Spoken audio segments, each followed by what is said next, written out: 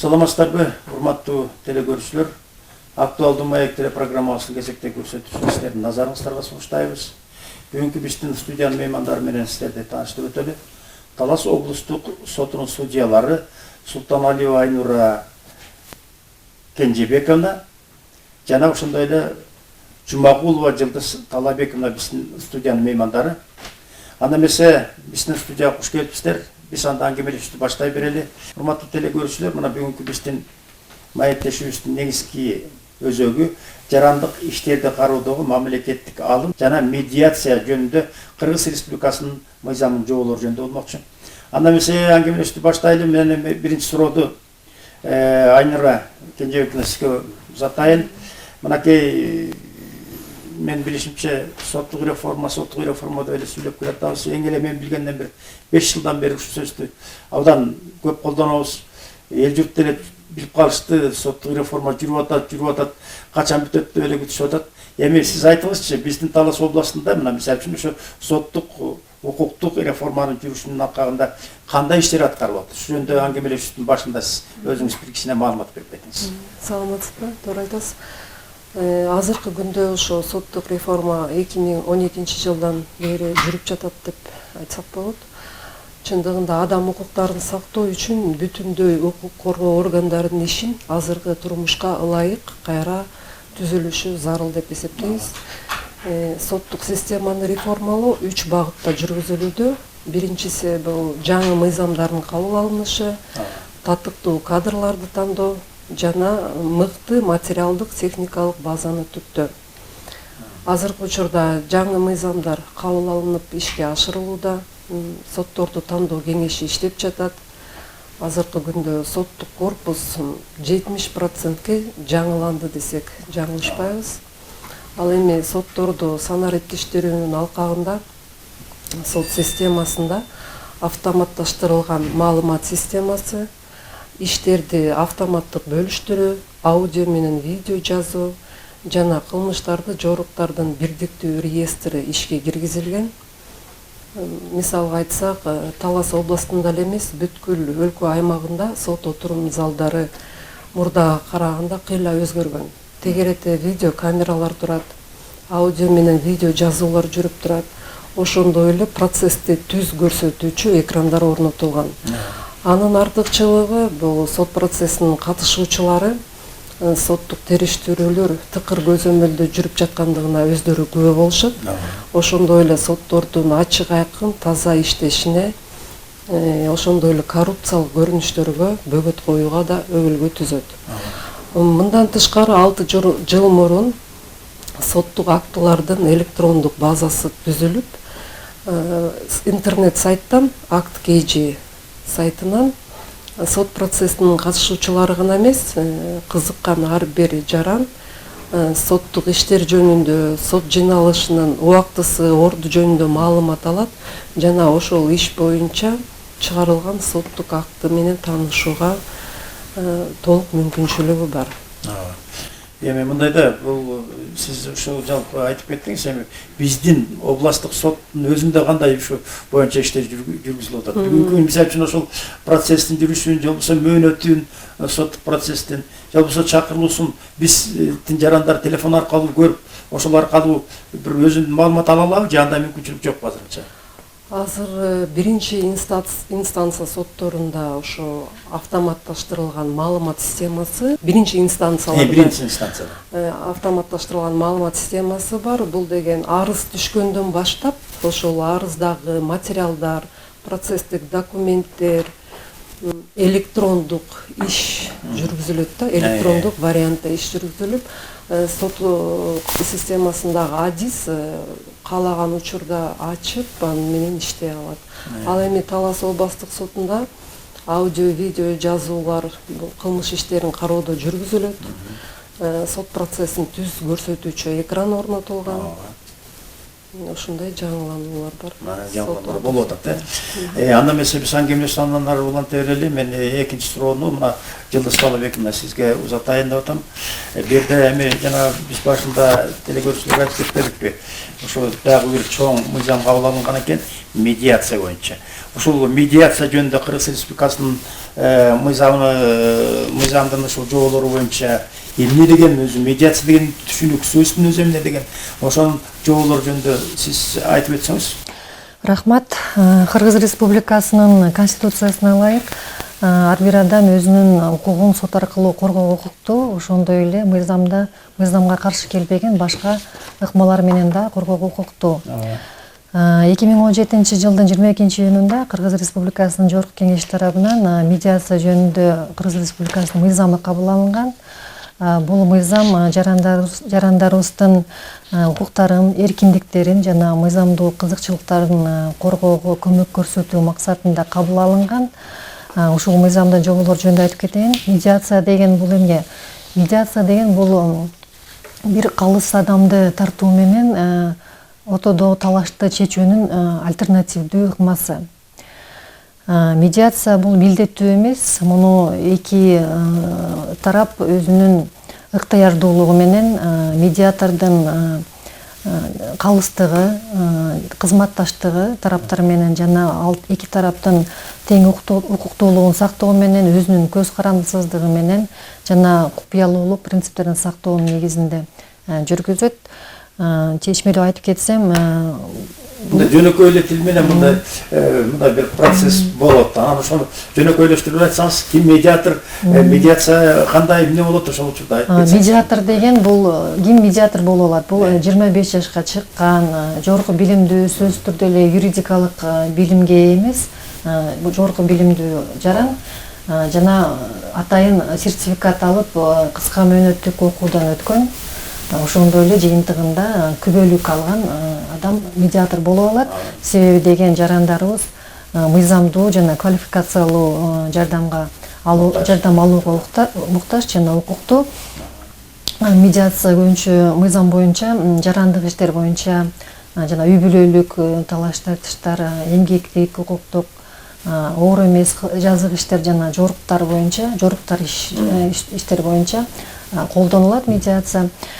Медиация деген жана сот процессиндегидей эмес, кадимкидей эле мына биз үчөөбүз отургандай эле, мисалы үчүн жеңил кырдаалда отуруп сүйлөшүшөт. Медиатор менен эки тарап жолугат.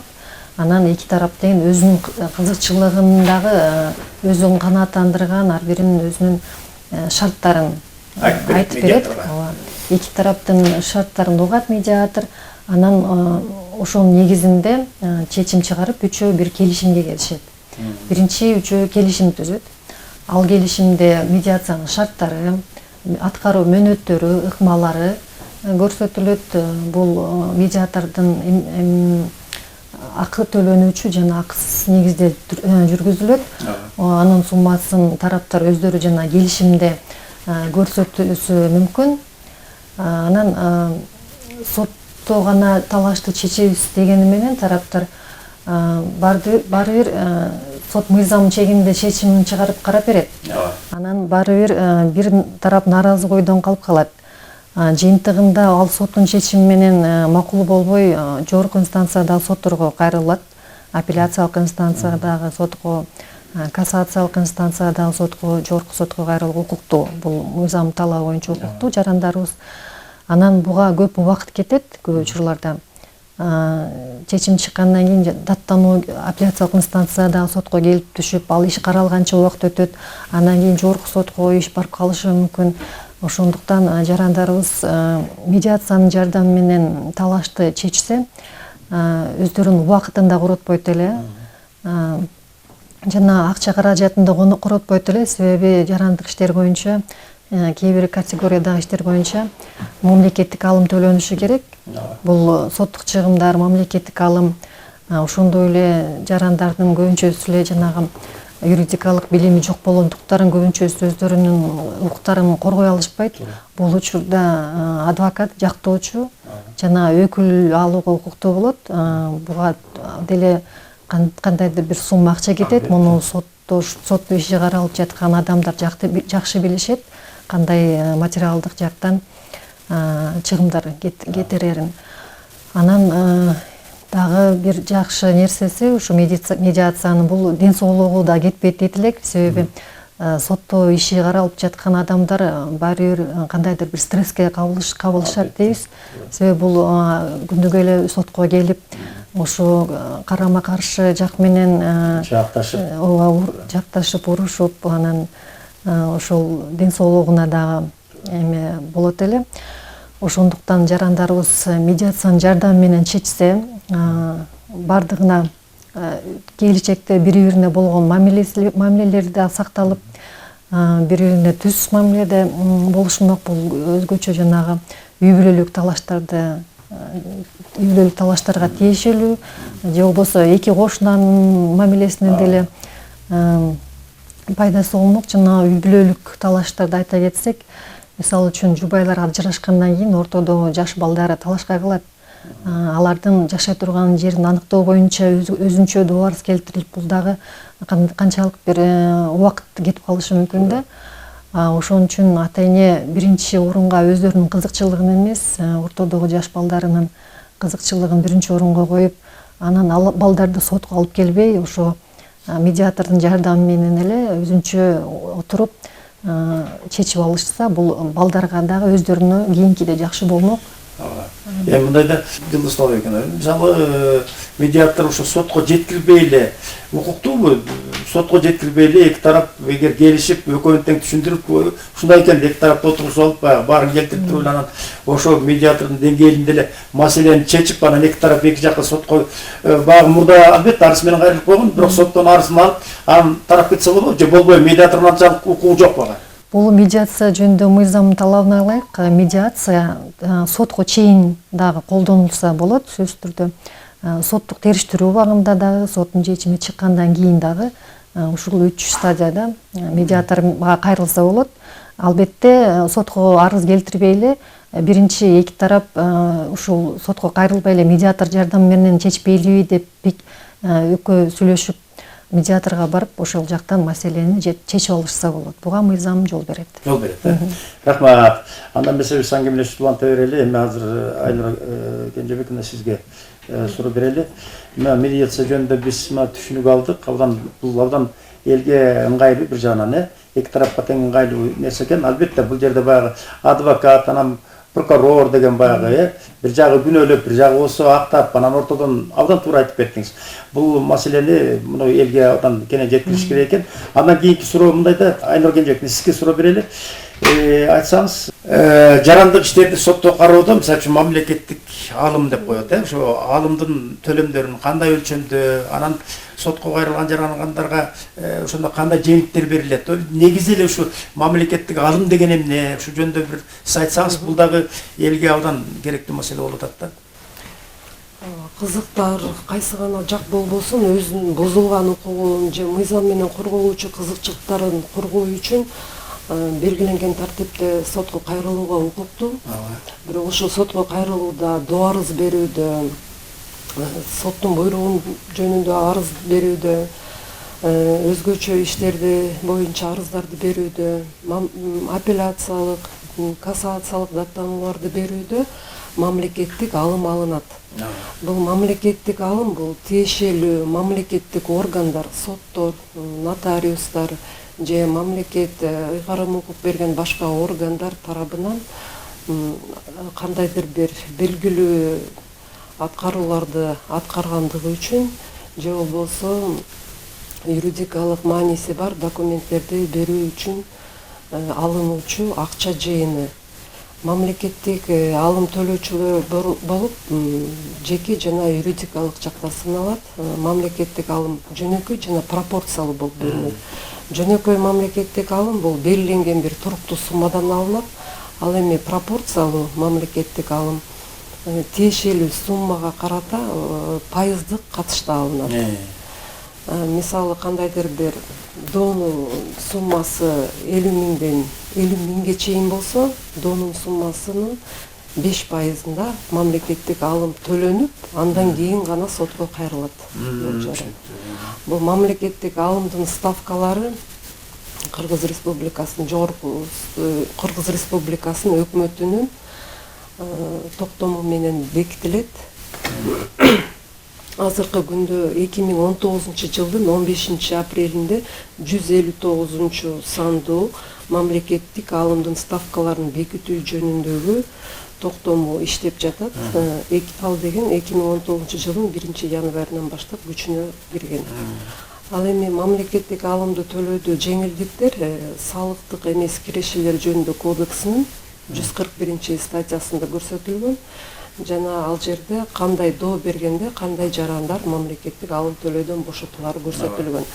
Мисалы, доогерлер эмгек акысын өндүрүү же ошо эмгектик укуктук мамилелерден келип чыккан талаштар боюнча алимент өндүрүү же кылмыштан келтирилген зыянды өндүрүү боюнча майып болуу же ошо ден соолугуна кандайдыр бир жаракат алганда зыяндын ордун толтуруу боюнча доолорду бергенде алар мамлекеттик алымдан бошотулушат. Мен айтып кеткен жогорудагы тизмеден тышкары да көптөгөн жеңилдиктер көрсөтүлгөн. Эгерде мүмкүн болсо, Айнур Кенжебек, мисал менен айтып кетсеңиз, мисалы үчүн сиз айтпадыңызбы, 50 000 сомдон эгерде жогору болсо, ортодогу мүлктүн баасы жөнүндө сөз болуп кала турган. Мисалы үчүн турак жай болобу же дагы кандай мисал айтып кетиңизчи, мисалы үчүн канча, кандай Мисалы ушу мамлекеттик алымдын ставкаларына ылайык сотко берилүүчү доо арыздардан мисалы 50 000 суммадан ашкан доолор 250 000 сомго чейинки доолордо 2,5 миң сом жана ушу 50 000 сомдон ашкан доонун 4%-ында мамлекеттик алым алынат. Мисалы 60 000 сомду өндүрүү жөнүндө доо арыз болсо, анда деген 2,5 миң сом, анан кийин 50 000ден 10 000 сом ашып атпайбы? Ошол 10 000 сомдун 4%, 400 сом. Демек 2,5-га 400 сомду кошкондо 2900 сом мамлекеттик алым төлөнүш керек. Төлөнүш керек, түшүнүктүү. Мамлекеттик алым банктарга төлөнөт, банктарга жана башка финансылык кредиттик мекемелерге төлөнүп, аларга квитанциялар берилет, ошол доо арызга квитанцияны тиркеп, анан сотко доо арыз менен кайрылышат. Анан кийин доо арыз менен, ошондон кийин гана кайрылыш керек экен. Жакшы. Айнур Кенжебек, сизге чоң рахмат. Так, анда эмесе азыркы суроону биз эми Жылдыз Талабековдун кайрадан сизге узаталы. Жанагы медиация жөнүндө мыйзам болуп атпайбы? Эми ошого кайрылып келели деп атам да, себеби дегенде мына медиация жүргүзүүнүн эрежелери жөнүндө, анан макулдашууну түзүү жөнүндө айтып кетсеңиз. Себеби дегенде бул дагы өзгөчө маанилүү маселе да. Эки тарап жөнүндө отуруп алып 3 киши сүйлөшө бербейт да. Мындай кандайдыр бир деңгээлде өзүнүн бир келишимдери, макулдашуулардын өзүнүн жоголору болсо элек ошол жөнүндө айтып кетсеңиз. Медиациялык макулдашууну тараптар өздөрү каалаган тилде жүргүзүшөт. Биринчиден мамлекеттик тилде болобу же расмий тилде болобу. Медиация жүргүзүүнүн мөөнөттөрү да каралган. Бул 60 календардык күндөн ашпоого тийиш. Анан тараптардын макулдашуусу боюнча бул 30 күнгө дагы узартылышы мүмкүн. Жарандар медиатор менен сүйлөшүүдө өзүнүн жактоочуларын же болбосо өкүлдөрүн катыштырууга укуктуу. Буга мыйзам жол берет. Сүйлөшүүнүн жыйынтыгында тараптар медиациялык макулдашуу түзүшөт жазуу жүзүндө. Бул макулдашууда ушул кандай шарттарда бул макулдашуу түзүлүп атат, бир тарап кандай аракеттерди аткарат, экинчиси кандай аракеттерди аткарат, кайсы мөөнөттө жанагы акысын ким төлөйт, же бир тарап төлөйт, же экиге бөлүп төлөйт, ошолордун баардыгы көрсөтүлөт. Бул Кыргыз Республикасынын медиация жөнүндө мыйзамы кабыл алынгандан кийин улуттук медиация борбору түзүлгөн. Бул Бишкек шаарында жайгашкан. Бул борбордун ар бир областта өзүнүн филиалдары бар. Анан жарандарыбыз бул макулдашууну түзгөндөн кийин аны аткарууга киришишет. Анан ошол эле учурда эгер аткаруудан баш тартса, медиация макулдашуусу аяктайт. То есть башкача айтканда, жана башында айтып кетпедимби, медиациянын негизги принциптеринин бири бул ыктыярлуулук. Эгерде кандайдыр бир себептерден бир тарап баш тартса, анда макулдашуу жокко чыгып калат. Анан жарандарыбыз ошол маселени жай олтуруп кеңешип, убактын үнөмдөп, акча каражатын үнөмдөп, эки тарапты бирдей канааттандырган бир чечимге келүү үчүн медиацияны колдонуусу туура болот. Себеби сот мыйзамдын талабына ылайык ишти карап чечим чыгарып берет. Тараптардын ортосундагы талаш бардык эле учурда чечилип калбайт. Бир наразы тарап болот, бирөөсү утат, бирөөсү утулат. Ал эми медиациянын жардамы менен талашты чечүү чынында эле талашты чечет деп айтсак болот. Себеби эки тарап тең өзүн канааттандырган шарттарын айтып, ошол чечимге келишет. Жыйынтыгында эки тарап тең уткан болот. Эми Айнур Кенжебек, мен сизге бир суроо менен кайрылгым келип турат да. Көпчүлүк учурда ушу сотко келип, сотко иш өткөн кишилердин бир керек болсо кээде телевидениеге чейин келет да, ушундай. Ушу мен былтыр 2 жыл болду же 1 жыл болду ушу сотто эле жүрө берем, же ушунчалык бир узарып кетип атат сотто кароонун иштерди. Анан сиз айтсаңыз, ушу жарандык иштерди кароонун мөөнөтү кандай деген? Мөөнөтү барбы же болбосо созуп жүрө берсе болобу? Канча убакытка чейин созсо болот? Анан мыйзамдын талаптары кандай? Ал ошо создугуп жүрө беренин өзү, баягы сотту кароодогу создугуп жүрө беренин өзү бул кандай кесепеттерге алып келет? Кандай болуп мыйзам бузулуучулукка чейин барып калабы же кандай болот? Кандай дейсиз? Ушул жөнүндө айтсаңыз.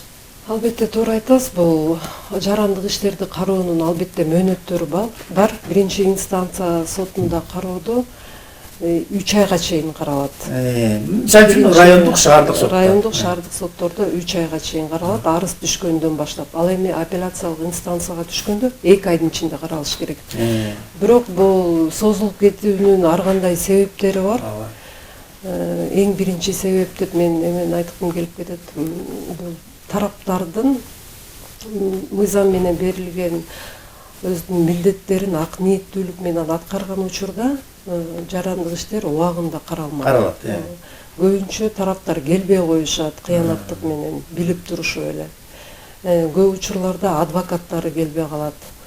Дагы бирден бир себеби болуп ооруп калганда атайын арыз менен кайрылган учурда жарандык процесстик кодекстин талаптарына ылайык ишти жүргүзүү токтотулат. Же болбосо кандайдыр бир экспертизаны жүргүзүү талап кылганда ошондой учурларда ишти жүрүшү токтойт. Анан кийин иш экспертизага кетет. Экспертизада азыркы учурда бизде мамлекеттик экспертизада иш абдан көп болгондуктан 1 жылга чейин иш ошол жакта жатып калышы мүмкүн да. Аяктык корутунду чыгып келмейинче. Ошол да бирден бир себеби болот да, иштин абдан көп созулуп кетишине. Себептер ушул экен да, сиз кандай деп кошумча кыласыз?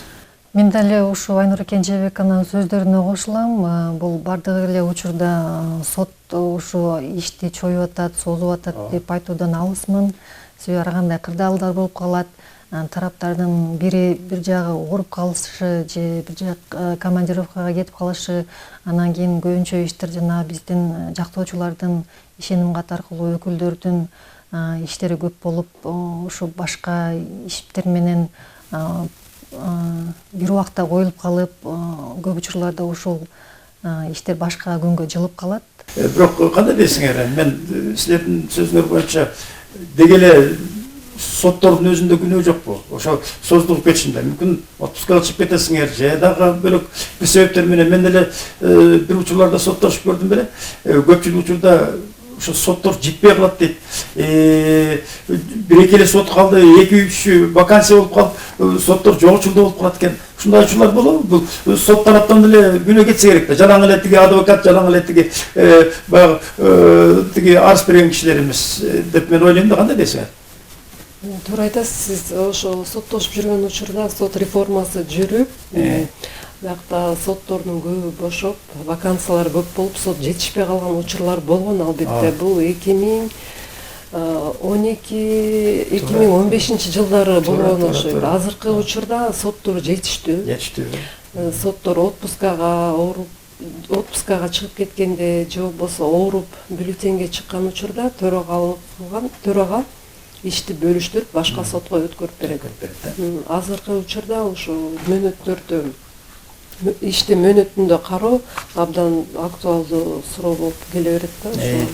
Демек азыркы тапта область сотто кандай деңгээлде биринчи инстанциядагы шаардык же болбосо райондук соттордун баарында кадрлар жетиштүү, баягы жарандардын кайрылуулары колдон келишинче өз учурунда Убагында аткарылып аткан экен да. Убагында каралууга аракет кылат. Ооба. Эми дагы андан ары аңгемелешип уланта берели. Берде Жылыслав экен сизге суроо береличи. Мисалы үчүн жарандардын апелляциялык даттануусу боюнча. Бул мыйзамдар, ошол мыйзамдардын сакталышына кандай апелляциялык даттануу деген эмне? Кайсыл убакта кантип ошо апелляциялык даттануу менен баягы кайрылыш керек инстанциядан инстанцияга. Ушулар жөнүндө айтсаңыз, өзүңүздүн оюңузду эл ушул тараптан дагы мындай да ачык айтыш керек. Биздин элибиздин эми мен эл журт деле мага тармет болуш керек, кичине биздин мыйзам сабаттуулугубуз төмөндөк болуп атпайбы? Аны ошон үчүн ушундай силерге окшогон ушу соттун баягы өкүлдөрү, же болбосо прокуратуранын кызматкерлери, же болбосо дагы бөлөк баягы тиги укук коргоо органдарынын кызматкерлери ушинтип биздин студияга келип элге түшүндүрүш керек да. Ушул жагын алганда мына мисалы үчүн жана апелляция боюнча айтып кетсеңиз. Биринчи инстанциядагы соттордун, райондук жана шаардык соттордун чечимдери 30 күндүк мөөнөттө даттаналат. Ал эми иштин маңызы менен карабай аныктама чыгарганда бул аныктамалар 10 күндүк мөөнөттө даттаналат. Ошол мөөнөттө даттанып, апелляциялык даттанууну тарап соттун чечими менен макул болбогон тарап апелляциялык даттанууну ошол эле райондук сотко тапшырат. Ал даттануу иш менен бирге Талас облустук сотуна, то есть апелляциялык инстанцияда сотко келип түшөт. Жарандык процесстик кодекстин талаптары боюнча даттануу басылма текст түрүндө берилиши керек.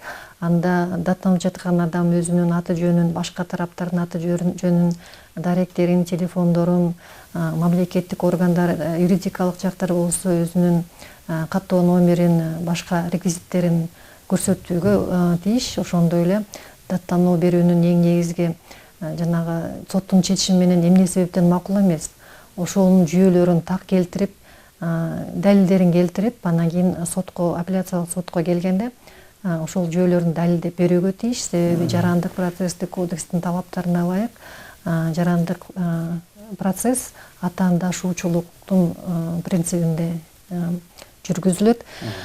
Анан кээ бир учурларда ошол даттанууну берүүдө жана айтып өткөндөй 30 күндүк, 10 күндүк мөөнөттү өткөзүп берсе, даттанууга өзүнчө мөөнөттү калыбына келтирүү жөнүндө арыз менен кайрылуусу керек.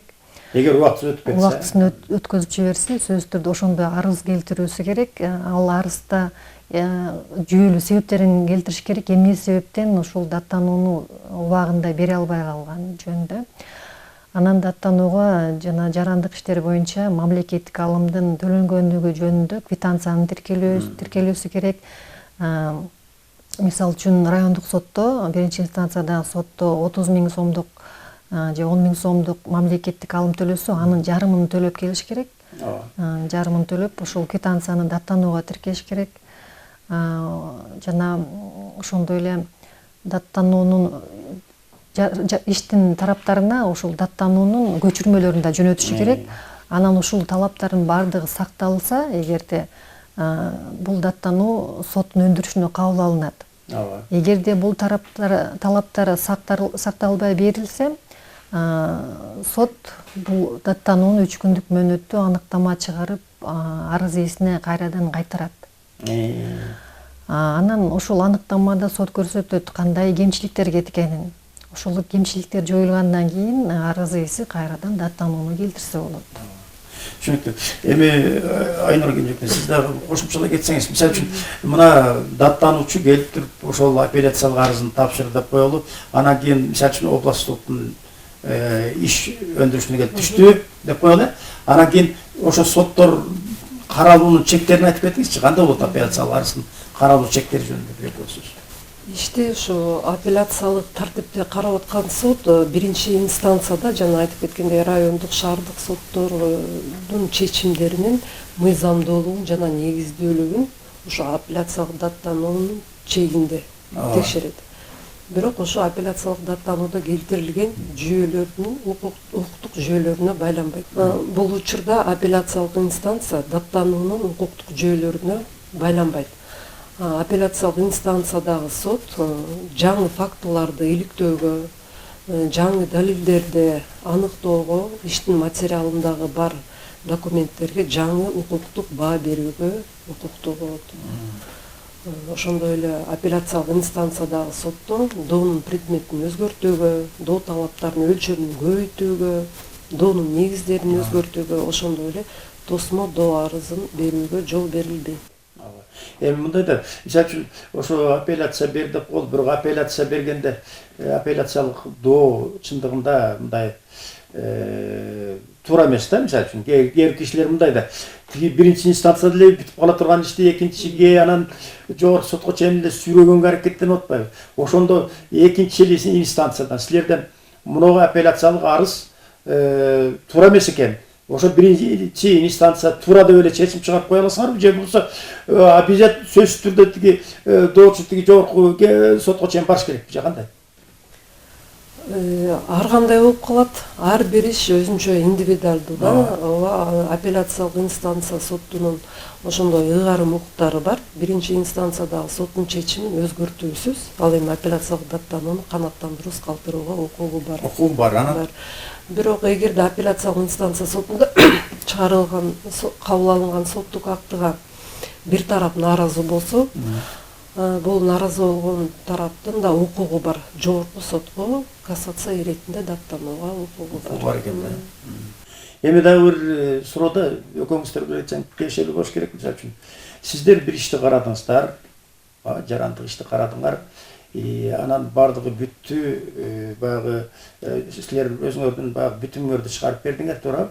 Анан кийин ошонун нары көздөй анын аткарылдыбы, аткарылган жокпу? Албетте сот аткаруучунун иши деп эле силер көзөмөл жүргүзбөй эле ошончо унутуп коесуңарбы, же болбосо кайра ошону аткарылбай көпчүлүк учурда мындай болуп калат атпайбы? Өзгөчө алимент маселесине келгенде баягы силер карайсыңар, чечип бересиңер, энесинин баягы пайдасына чечип бердиңер, баласы көбүнчө энесинин колунда калып калат да, 5-6, 3-4 баласы менен.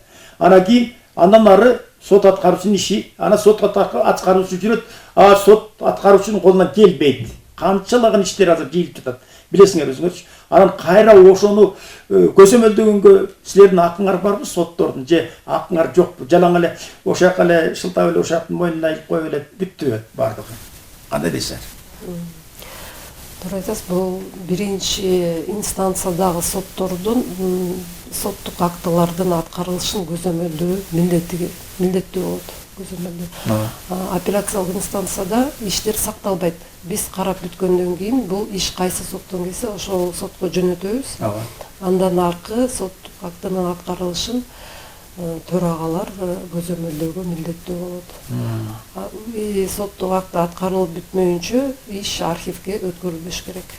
Силер кайра эле өндүрүштө тура берет экен да? Өндүрүштө турат. Маал менен соттук аткаруучуларга же соттук акт кайсы органга аткарууга кетсе, ошол органдан аткаруу барактын жүрүшүн билип турушат да, кыймылын. Кайсы стадияда аткарылууда экендигин билип, маалымат алып турууга милдеттүү. Сиз кошумча аласызбы? Ошо айтылгандай эле жарандык иштер облустук сотто каралгандан кийин бизде сакталбайт. Андыктан биз анын андан ары жүрүшүн көзөмөлдөй албайбыз. Биринчи инстанциядагы сотко кайсыл райондон түштү, ошол жака жиберилет, ошол жактан жетекчилиги көзөмөлдөп турат. Көзөмөлдөп турат экен.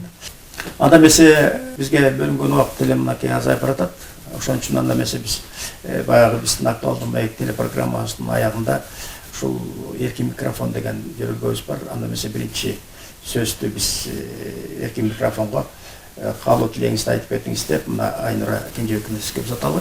Биздин бүгүнкү бул актуалдуу маекке келишибиздин бирден бир себеби бул эл журтубузга аз да болсо бир аз маалымат берип кетүү, мамлекеттик алымдардын төлөнүшү сотко кайрылууда кандай тартипте. Жогоруда айтып кетпедикпи, ошол жогорку соттун сайтында дагы мамлекеттик алымдын калькулятору бар. Ошол жерден эсептеп чыгарууга жарандарыбыздын толук мүмкүнчүлүгү бар. Эл журтубузга аманчылык, тынччылык каалайм. Ушундай соттошуулар аз болсун, ынтымактуу болушсун. Сиз да кошпойсузбу экөөсүз? Биринчиден студияга чакырганыңыздарга терең ыраазычылыгыбызды билдиребиз. Мына бүгүн медиацияны жана мамлекеттик алымдын жаңы ставкалары жөнүндө талкуу кылдык. Бул чынында эле актуалдуу маек болду деп эсептейм. Элибизде тынччылык болсун, аманчылык болсун. Рахмат, мынакей Айнур Кенжебековна, Жылдыз Талабековна биздин студияга келип, ушундай чынын айтканда бул абдан маанилүү маек, чынын айтканда эл журттун эми ачык айтышыбыз керек. Мүмкүн колдорду эле бошобойт, ошо мыйзамды окуп, ичине чейин кирип, баардыгын талдап, анан баягы мындай да бизге башыбызга бир мүшкүл иш түшүп калганда эле кайка чуркайбыз. Биринчи кезекте эле ошол сот эске түшөт, милиция түшөт, прокуратура түшөт дегенде баягы укук коргоо. Анан укуктук биздин ошол сабаттуулугубуз да кандай деңгээлде ачык айтышыбыз керек, төмөнүрөөк болуп атат. Анан ошо калай калкыбыздын укуктук сабаттуулугун жоюуда мына силердин ишиңер, силердин эмгегиңер, силердин сөзүңөр өзгөчө эл журт үчүн абдан маанилүү, өтө керек. Анан ошон үчүн мына бүгүн келип силер ошо бир топ маселелер боюнча мына өзүңөрдүн оюңарды айтып бердиңер. Силерге ыраазычылык билдиребиз. Урматтуу телекөрүүчүлөр, дагы бир жолу сиздердин эсиңиздерге биздин бүгүнкү маектешүүнүн каармандарынын аты жөнү менен сиздерди тааныштырып өтөлүм. Мынакей Талас облустук сотунун судьялары Султаналиева Айнур Кенжебековна, Жумагулова Жылдыз Талабековна болушту.